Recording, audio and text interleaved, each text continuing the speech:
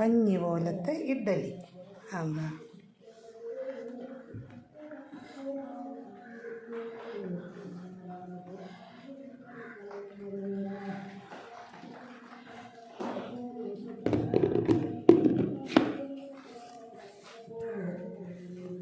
അതിൽ സാമ്പാർ കഴിക്കാം.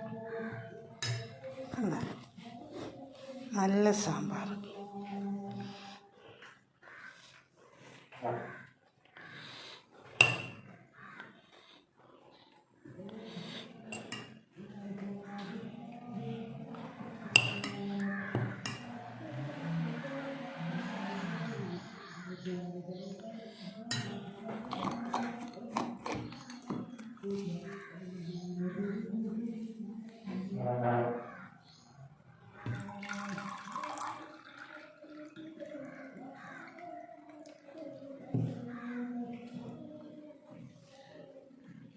കരിങ്ങാലിയിട്ട് തിളപ്പിച്ച് വെള്ളം രാവിലത്തെ ആഹാരം.